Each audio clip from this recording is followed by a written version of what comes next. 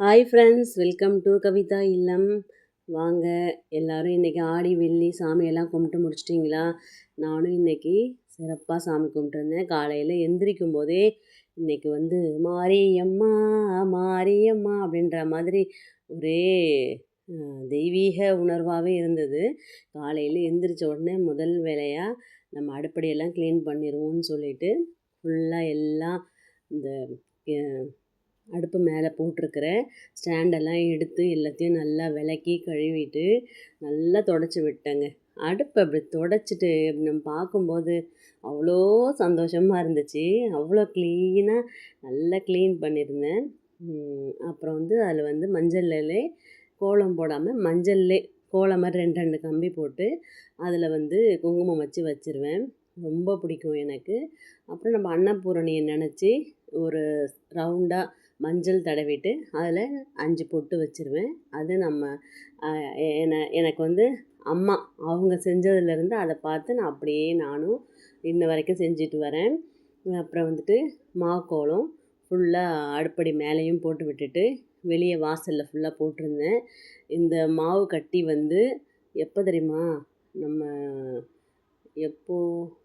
ஒரு கொஞ்ச நாளைக்கு முன்னாடி மாவு கோலம் போடும்போது மீந்தது. அப்படியே அதை காய வச்சுருந்தேன். அது ஒரு 2 கட்டி எடுத்து போட்டு நம்ம கரைச்சிட்டு சூப்பராக கோலம் போட்டுடலாம். இந்த மாதிரி அப்பப்போ நம்ம அரைக்க முடியல அப்படிங்கும்போது ஒரு வாட்டி அரைச்சி தட்டில் ஊற்றி காய வச்சு உடச்சி போட்டுக்கலாம். அப்படி தான் நான் போட்டு வச்சுருக்கேன். ரொம்ப ஈஸியாக இருக்குது.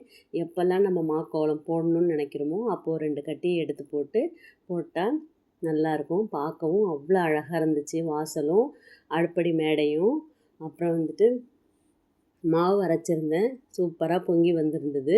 அப்புறம் இட்லியும் காலையில் கார சட்னி அரைச்சி டிஃபனுக்கு அதை வச்சாச்சு.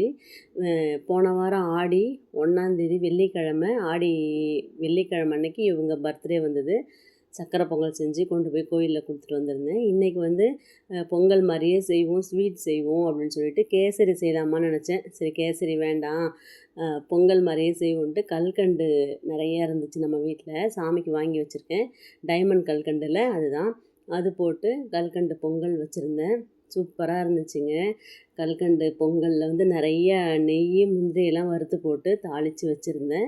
அவ்வளோ அருமையாக இருந்தது. இவங்களும் என்னது பொங்கல் வெள்ளையாக இருக்குது ஆனால் டேஸ்ட்டாக இருக்குது அப்படின்னு கேட்டாங்க. இது கல்கண்டு பொங்கல் ரொம்ப நல்லது, அம்மனுக்கு உகந்தது, அதான் இன்றைக்கி செஞ்சேன் அப்படின்னு சொல்லியிருந்தேன். அதுக்கப்புறம் நேற்றே பூஜை ரூம்லாம் க்ளீன் பண்ணி அழகாக பொட்டெல்லாம் வச்சுருந்தேன். இன்றைக்கி காலையில் பூ மட்டும் ஃப்ரெஷ்ஷாக போட்டுக்குவோம் அப்படின்னு சொல்லிட்டு நேற்று பூக்காரவங்க 2 பேருமே கொண்டு வந்திருந்தாங்க. 2 பேர்கிட்டையுமே வாங்கியிருந்தேன். பூவெலாம் நிறையா போட்டு விளக்கெல்லாம் ஏற்றியாச்சு. காலையில் 10:30க்குள்ளே சாமி கும்பிட்டுருவோம் இன்றைக்கி அப்படின்னு சொல்லிட்டு எல்லா வேலையும் சீக்கிரமாக காலையில் முடிஞ்சிருச்சு. எல்லாம் பாருங்களேன், எல்லா படத்துக்கும் பூவெல்லாம் போட்டு சூப்பராக விளக்கேற்றி இந்த சாம்பிராணி வாசமே வாசம்தான். அப்புறம் நான் கொட்டாங்குச்சியில் கொஞ்சம் சாம்பிராணி அப்புறமா போட்டிருந்தேன்.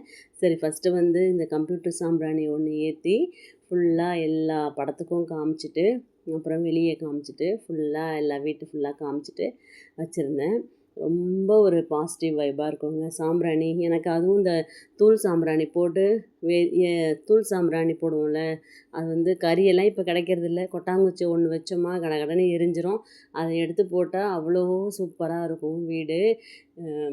எப்படி சொல்கிறது, நம்ம வீடு கோவில் மாதிரி வச்சுக்கிறது நம்ம கையில் தான் இருக்குது. ரொம்ப வாசமாக இருந்துச்சு இன்றைக்கி. இவங்க இந்த பெட்டியில் இருக்கவங்க தான் எங்கள் குலதெய்வம். எங்கள் ஸ்ரீ தேவி ராக்கம்மாள் அருவாள் வச்சுருக்கோம்ல, அவங்க தான் முத்திரை சந்தி கருப்பர். அடுத்த வாரம் வெள்ளிக்கிழமை அன்னைக்கு, 3ஆவது வெள்ளிக்கிழமை அன்னைக்கு நம்ம ஊரில் திருவிழா, ஆடி திருவிழா. இவங்களுக்கு ரொம்ப விமர்சையாக நடக்கும். ஊருக்கு போகணும், இந்த வீக்கில் ஊருக்கு கிளம்பி போவோம். அப்புறம் கருப்பருக்கு பால் பள்ளையும் போடுவோங்க. வெண் பொங்கல் வச்சுட்டு வெறும் வெள்ளை பொங்கல் வச்சுட்டு அதில் பால் ஊற்றி முந்திரி, திராட்சை, பாதாம் என்னென்ன வெரைட்டி இருக்கோ எல்லாமே அதில் போட்டு சூப்பராக அவருக்கு செஞ்சு வச்சுருவோம். அதுதான் கருப்பருக்கு பள்ளையும். ராக்கம்மாவுக்கு ராக்கம்மா அப்படின்னா எங்கள் வீட்டு பெண் தெய்வம். முன்னோர்களாக இருந்து வாழ்ந்தவங்க. அவங்களுக்கு என்ன செய்வோம், எங்கள் வழக்கப்படி என்ன செய்வோம் அப்படின்னா, நாட்டுக்கோழி அடித்து வச்சு சாமி கும்பிட்றது. நிறைய பேர் வந்து வெண்பொங்கலோட குலதெய்வத்துக்கு சக்கரை பொங்கலோட குலதெய்வத்துக்கு கும்பிடுவாங்க. நம்ம வழக்கப்படி வந்து நாட்டுக்கோழி முட்டையும் பொட்டையும் அப்படின்னு சொல்லுவாங்க. முட்டையோடவே இருக்கும் அந்த கோழி நம்ம நறுக்கும்போது. அப்படி இல்லைன்னா நம்ம ஒரு 5 முட்டை வந்து நம்ம வாஷ் பண்ணி வச்சுட்டு குழம்பு தாளிக்கலாம் கூடாது. அப்படியே மண்பானையில் மொத்தமாக எல்லாத்தையும் கழுவிட்டு தக்காளி, வெங்காயம், மிளகாத்தூள், எண்ணெய், இஞ்சி பூண்டு பேஸ்ட்டு எல்லாமே அதில் போட்டு மூடி வச்சுருவோம். அதோட வெந்து இறக்கி வச்சு ராக்கம்மாவுக்கு அதே மாதிரி வெண்பொங்கல் வச்சு பல்லையம் போடுவோம். பல்லையம் போட்டு கொஞ்சம் நேரம் எல்லோரும் வெளியே வந்துடுவோம். அம்மாவுக்கு அது ஏர்வை ஆகிடும் அந்த பிரசாதம். அதுக்கப்புறம் அது வந்து வெளியாளுங்களுக்கு வெளியாளுங்கன்னா வெளியே யாருக்கும் கொடுக்கக்கூடாது. நம்ம சொந்த பந்தங்கள் எல்லாருமே சாப்பிட்லாம். இப்போ பக்கத்து வீடு இருக்குல்ல, அந்த மாதிரி அவங்களுக்கெல்லாம் கொடுக்கக்கூடாது. அந்த மாதிரி ஒரு ஐதீகமாக நாங்கள் பண்ணிகிட்ருக்கோம். இது வந்து இப்போது 3வது வெள்ளிக்கிழமை எங்கள் ஊரில் நடக்கும். காரைக்குடி பக்கத்தில் மணக்குடி எங்கள் சொந்த ஊர். அங்கே சிவகங்கை மாவட்டம். அங்கே எல்லா சொந்தக்காரவங்க எல்லா சொந்த பந்தமும் அங்கே போயிடுவோம். எல்லார் புள்ளியும் வசூல் பண்ணி பிறந்த மகன்னு சொல்லிட்டு இப்போ நாங்கள் பிறந்த பொண்ணுங்கள்லாம் நாங்களும் காசு போடணும். எல்லாருமே போட்டு சிறப்பாக சாமி கும்பிட்டு வருவோம். ஓகே, பாய்.